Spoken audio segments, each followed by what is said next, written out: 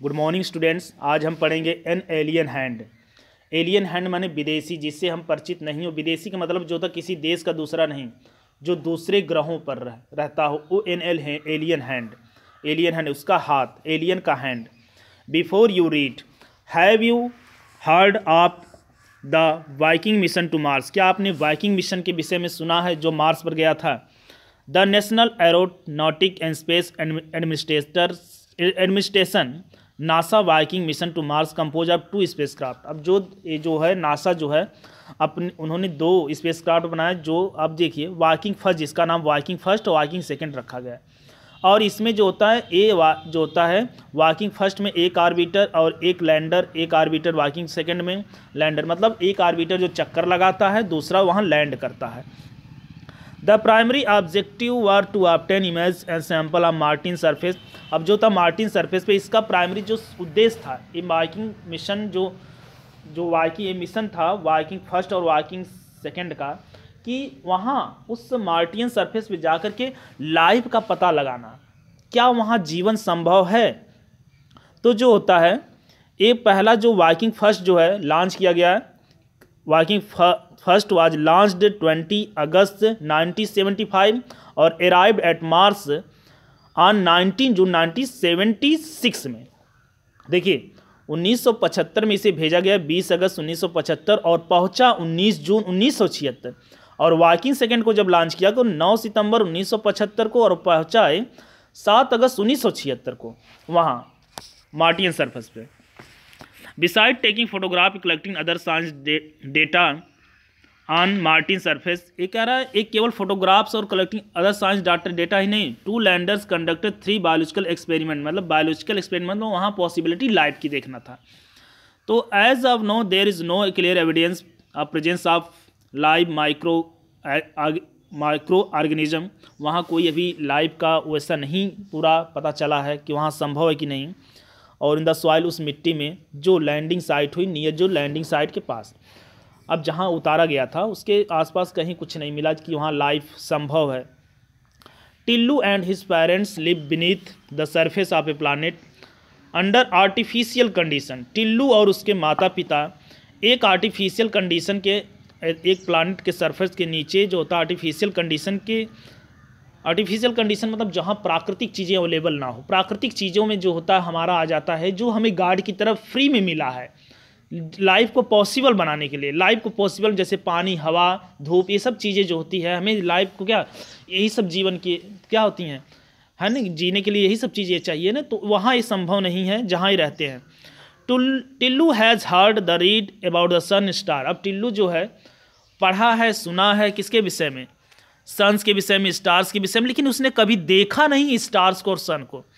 Tillu father goes to work through a secret passage and Tillu wants to know all about it. Tillu के पिता जो है कहीं जाते हैं, कोई रास्ता है, जाते हैं, और जो होता है टिल्लू वहाँ किसी को अलाउ नहीं है जाना। तो टिल्लू इस सब के बारे में जानना चाहता है, उसके पिता कहाँ जाते हैं, क्या करते हैं, कौन सा काम है जो यही केवल मतलब इन्हीं को भेजा जाता है।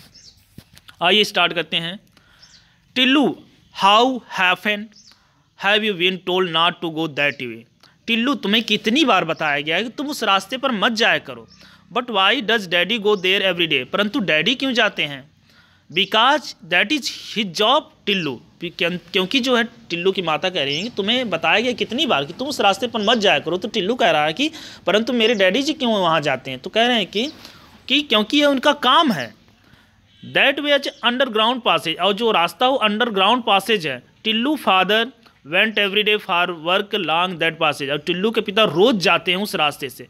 And every day he come back from that direction, और उसी दिशा से रोज जाते हैं। वाट ले at the end of that forbidden road, मतलब वो क्या चीज़ है जो अंत में है जहाँ वो जाते हैं देखने उखने।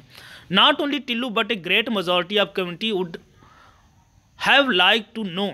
करेक्ट, केवल टिल्लू नहीं बल्कि जो मेजॉरिटी वहाँ जो कॉलोनी बसी है, जो कॉलोनी में जहाँ लोग रहते हैं, कई लोग वहाँ रहते हैं, तो वो लोग भी जानना चाहते हैं कि ये क्या करते हैं। Tillu father was one of the select few permitted to go that वे।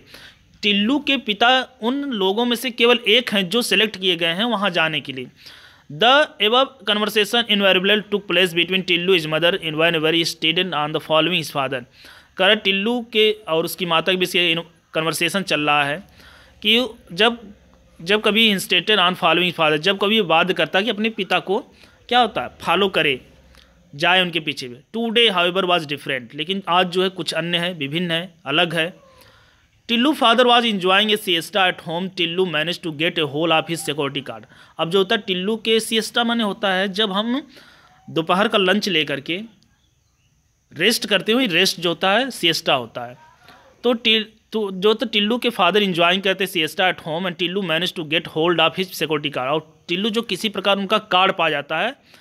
तो उसके बाद then evading his watchful mother I, अब जो होता है बचते हुए, अपनी माता की आंखों से बचते हुए Tillu made his way to forbidden passage. अब टिल्लू जो अपना रास्ता उस रास्ते की तरफ मतलब मोड़ लेता, उस दिशा में चल जाता जो मना किया गया है जाने के लिए।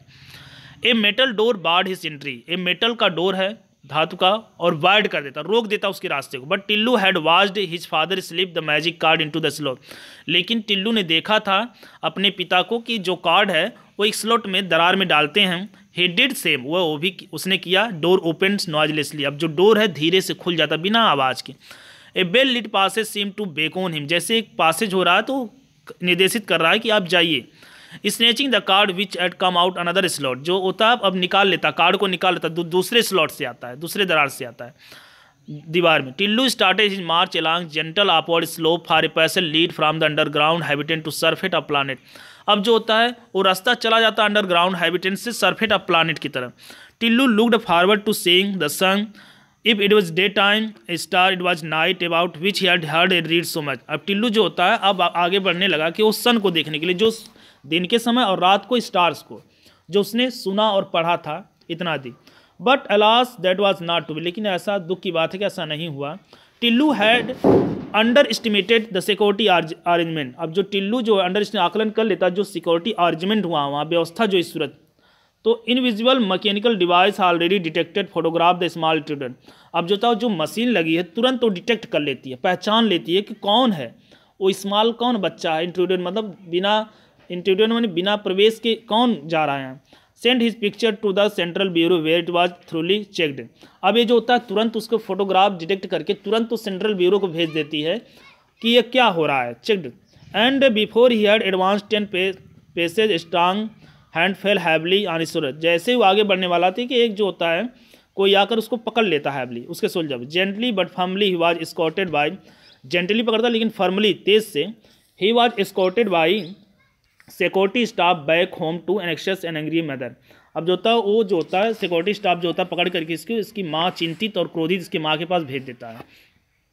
While he was being escorted he received help from N unexpected quarter, कोई रहता है साथ होता रहता है तो जो होता है जब वो डाटा जा रहा था तो उससे हेल्प मिलती है। कोई अनएक्सपेक्टेड मतलब क्वार्टर, जो मतलब काफ़ी कहने का मतलब उससे आशा नहीं थी कोई उसे रोकेगा, तो क्वार्टर कोई है घर में वो अपना जो है रोक लेता है। Let me explain to him darling said his father who has just got up. अब जो होता है मुझे बताने दो, अपनी पत्नी से कह रहे हैं उसके पिता, मुझे बताने दो, हु जस्ट जो अभी उठे हैं।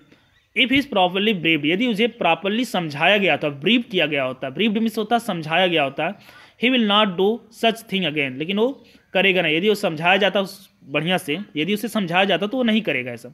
ही स्टार्टेड टू एक्सप्लेन, वह एक्सप्लेन करना शुरू कर दिया, समझाना।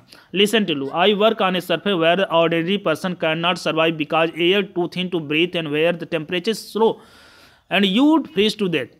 हम ऐसे जगह रहते हैं जहाँ साधारण आदमी नहीं रह सकता और जहाँ हवाएं बहुत कम हैं और जहाँ टेम्परेचर इतना लो है कि तुम जो होता है बर्फ़ बन जाओगे, मतलब कहने का मतलब मर जाओगे, बर्फ़ बन के मतलब कहने का मतलब बर्फ़ का मतलब तुम्हारी जो हवा मतलब कहने का मतलब तुम्हारा जो टेम्परेचर गिर जाएगा और तुम मर जाओगे। But daddy how do you manage to survive, लेकिन हम तो आप कैसे सर्वाइव करते हैं वहाँ, तो बताते हैं because I go well equipped, क्योंकि मुझे जो है मैं काफ़ी सुसज्जित होता, मुझे वो चीज़ें उपलब्ध हैं, मेरे पास वो सूट हैं विथ रिजर्व ऑक्सीजन, जो जिसमें ऑक्सीजन होता है। I can keep warm any boots, my boots are specially design to make it easy for me to walk on that surface. मुझे ऐसा सूज किया गया है, ऐसा सूज दिया गया है, ऐसा कपड़ा मेरे पास है कि मैं उस पर सर्वाइव कर सकता हूँ, चल सकता हूँ। What is more I have been train to survive and more work on, और मुझे ट्रेन भी किया गया, मुझे प्रशिक्षित भी किया गया है ट्रेनिंग भी दी गया उस सरफेस पे काम करने की। There is a time when our fore father lived on the surface quite naturally.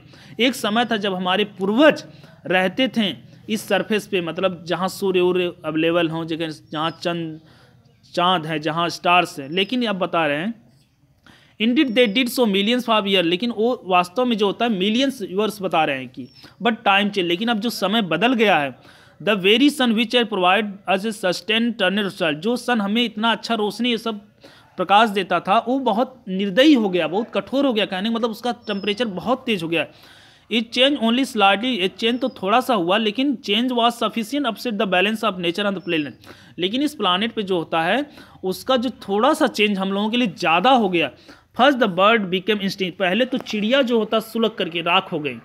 The animal followed, animal उसके बाद आए। The fish could not bear it anymore either, और जो मछली थी वो भी नहीं इसको बियर कर सकें। We manage to survive only because our superior technology, हम यहाँ जो रहते हैं केवल हमारे जो टेक्नोलॉजी है उसकी वजह से हम रहते हैं। But we were to force to live underground under artificial condition, लेकिन हम जो यहाँ रहते हैं वो आर्टिफिशियल कंडीशन के अंदर रहते हैं। Thank you to solar system, उस सोलर सिस्टम को धन्यवाद देते हैं। We can generate sufficient power, हम जनरेट करते हैं sufficient power to make our life comfortable, अपनी लाइफ को अच्छी बनाने के लिए। But the machine which make this possible must always in good working, लेकिन जो इससे जो हमारी लाइफ संभव है ये केवल वो कब तक है जब मशीन अच्छे से काम करती रहे अपना, क्योंकि हम लोग artificial, some of them are the surface, कुछ तो सरफेस पे हैं। I belong to the team whose responsibility is to keep watch on them and to service them, मैं उस टीम से बिलोंग करता हूँ जिसकी रिस्पॉन्सिबिलिटी है कि हमें ध्यान रखना उन चीज़ों को है, मतलब मशीन का ध्यान रखना उसको कि बेहतर तरीके से काम कर रही हैं कि नहीं। Daddy can I join the team when I grow up, तो वो कहता है बेटा कि उसका मतलब बेटा कह रहा है कि लड़के का, तो अपने पिताजी से पूछा डैडी क्या मैं आप बड़ा जब हो जाऊंगा तो मैं आपको ज्वाइन कर सकता हूँ।